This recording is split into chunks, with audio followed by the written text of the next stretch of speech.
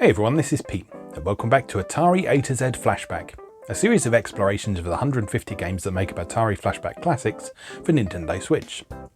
Today's game is Frog Pond. This was a 1982 clone of a game by Mattel for Intellivision that was originally called Frog Bog, and then was subsequently ported to Atari 2600 as Frogs and Flies. So yeah, there's a whole complicated history there, and we'll actually look at Frogs and Flies next time on this series as well. So, designer Nick Turner, who was the guy behind this game, he wanted to add a few more features to Frog Pond to distinguish itself from Frogs and Flies, basically. But doing that would have required him to expand the cartridge from 4K to 8K. Now, unfortunately, at the time, Atari considered Frog Pond to be a children's game and not something that was going to sell a lot of copies. So they refused his request. So the game actually ultimately didn't come out at all because Nick Turner wasn't able to realise his ambitions for the game, and Atari presumably thought that it wasn't worth bothering continuing development on it.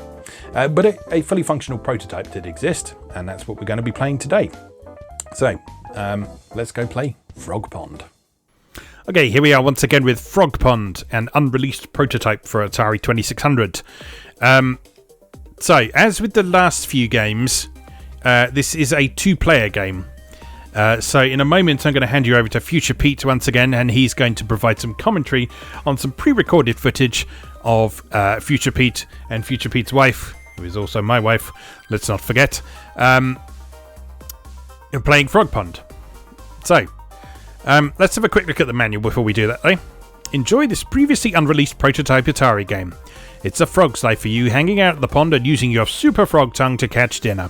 Play with two players for a more manic pace and see who's the true king of the frog pond. Oh, you can play it one player.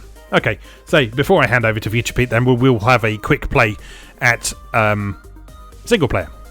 The object is to leap and catch as many insects as you can with your frog's tongue, trying not to miss any of the insects. Depending on the game variation, you have 4 to 9 misses before the sun sets on the pond and you go to bed hungry. For every insect your frog's tongue hits, you score points and your frog gets a pleasant snack. There are several different insects to catch, which are worth varying amounts of points. So you get between 1 and 32 points, depending on what you eat. Yeah. And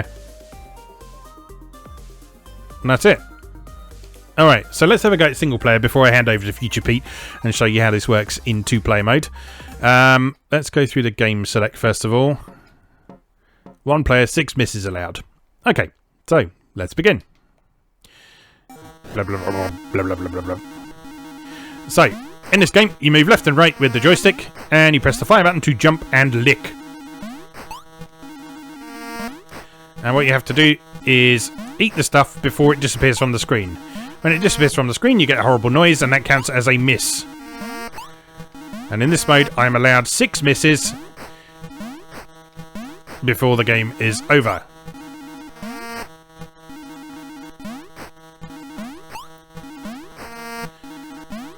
So you see that the different things that we're eating give us different amounts of points here.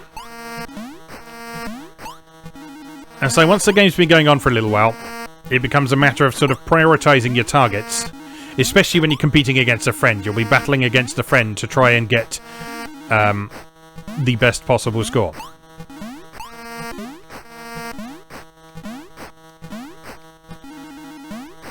And I'm failing to do so miserably. There we go. No misses yet. One of the slight issues with this game, as you'll discover when we play two-player in whenever we're done here, is that it goes on for quite a long time. Because stuff stays on the screen for quite a long time, which means that it's not until pretty late in the game that you're likely to get any misses at all. And I guess part of that is down to the fact that this was originally designed to be a children's game, which is part of the reason that Atari rejected it. Because they felt that limiting the audience to children would mean that it wouldn't sell very well. Which I guess is fair enough. But equally, we're talking about a company that launched a console with basic math. Let's not forget. let's not forget that, yes. Oh, there's a miss. Yeah, the Atari 2600 launched with a game that was just maths. So I don't really think they were in any position to comment on this. Of course, this would have been coming out a lot later than the launch of the 2600s, and so by that point, Atari would have had a much better idea of what worked and what didn't from a marketing perspective. So in that sense, I guess I can't blame them for saying that it wouldn't sell. But then also, Atari are legendary for being bad at marketing. Which is why it always astonishes me that the 2600 did as well as it did, because Atari were consistently absolute bobbins at marketing. And the 2600, the more you look into Atari's history, the more it seems like the 2600 was a happy accident more than anything else. Because they did not do a good job in marketing the Atari 8-bit line of computers and ended up getting dominated by Commodore and Sinclair, depending on where you are in the world. They did not do a good job of marketing the Atari 5200 or the Atari 7800 or indeed any Atari system that came out after that. See also the Atari Lynx, the Atari Jaguar. And it remains to be seen what is going to happen with the Atari VCS system that got crowdfunded a while back. I'm cautiously interested in that, but partly from the perspective of it's probably going to be a flaming trash fire and it will be quite entertaining to watch, but you never know. You never know. The Atari of today is not the same company as the Atari of yesteryear by a long shot. And I mean that quite literally. Like the Atari name has changed hands so many times over the years that yeah, it just literally is not even the same company anymore.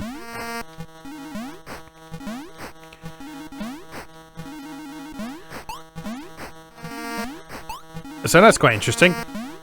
Unlike this game, which does get a little bit mind-numbing, repetitive, and not very fun after a while. But I do have 585 points. With no end in sight. Oh, I can't reach these ones. Yes, I can. There we go. 619 points. Nope. Get here. Come over here. No, it's another miss. Oh, we're done. We are done. That is the end of that. Okay, so that is Frog Pond in single player. I will now pass you to Future Pete, who will tell you all about his experiences in two-player mode. So he will see you in just a moment. Okay, Future Pete here with Frog Pond in its two-player mode. So we begin, once again, with the pair of us figuring out the controls. I am controlling the yellow frog, which starts on the right but has the score on the left for some reason. And my wife Andy is controlling the orange frog.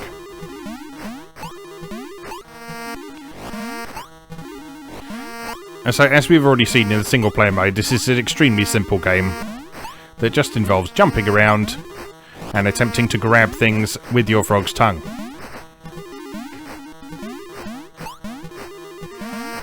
So the only controls you need to worry about, as before, are moving left and right and pressing the fire button to jump and shoot your tongue out at the same time.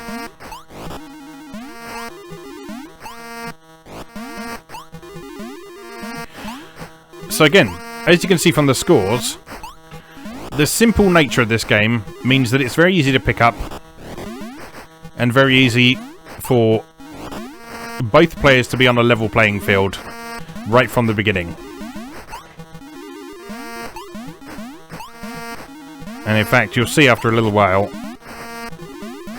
that Andy actually ends up overtaking me in score by quite a bit. Because the longer you play this game for, the higher value the various targets become. So for example, that little swarm of gnats you see there is worth a lot more points than the flies you start chasing at the beginning of the game.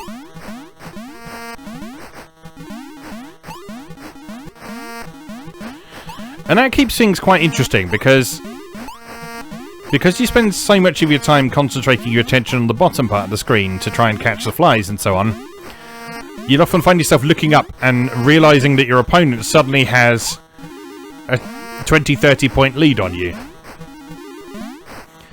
And wondering how on earth that happened and how you could possibly recover from that. But you can recover from that, as you'll see as the game progresses here. So Andy is like a good 40 points ahead of me at the moment. But as we go through and the higher value targets start coming out, I do actually manage to turn things around.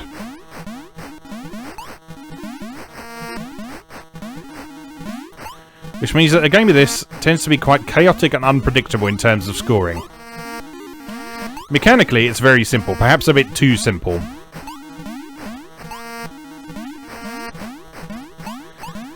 So by this point in the proceedings, we were both getting a little bit tired of what was going on.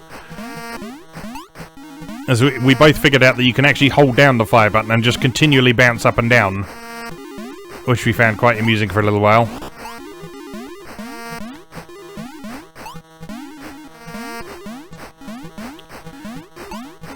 But as you can see, grabbing some of those higher value targets, like I think they're supposed to be dragonflies, yeah, that's having a huge impact on the score.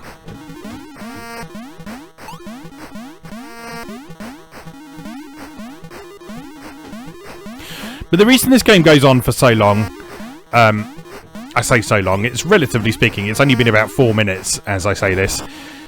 But the reason this game feels like it's going on for so long is that there's no time limit and there's no score limit and so on. The only way that the game ends is if you miss a certain number of targets.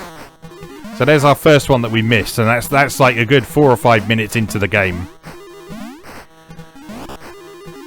And for something that's supposed to be a sort of arcadey, quick two-player game, that ends up being a bit too long. It just starts feeling like it's dragging on a bit at that point. Although that said, look at the scores now. Look at how much I'm in the lead now after Andy had been leading me for so much of this game.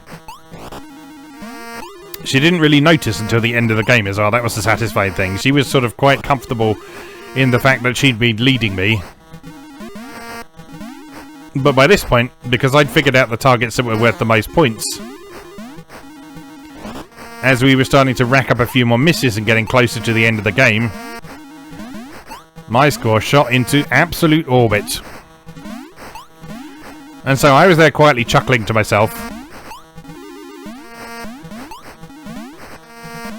almost wanting to force the end of the game by deliberately missing a lot of targets at this point, but then equally going for those high value targets as well, just to keep inflating my score more and more.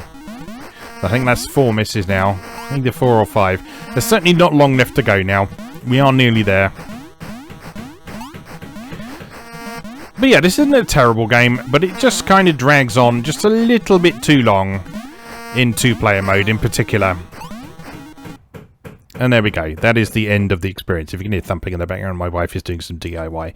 But anyway, enough of that for now. As always, thank you very much for watching, and I'll see you again next time. Thanks for watching. If you enjoyed this video, please help out the channel by leaving a like or a comment and subscribing. New episodes of Atari A to Z are on Tuesdays and Atari ST A to Z on Thursdays. Check out atariatoz.wordpress.com for a full archive. Do please also check out my other projects moegamer.net, where I explore Japanese and Japanese-inspired games from yesterday and today, and videopackgames.wordpress.com, which aims to catalogue the small but well-formed library of the Philips G7000 Videopack computer, also known as the Magnavox Odyssey 2. You can also support my work on Patreon or buy me a coffee. You can find links to do both down in the video description. Thanks again, and I'll see you next time.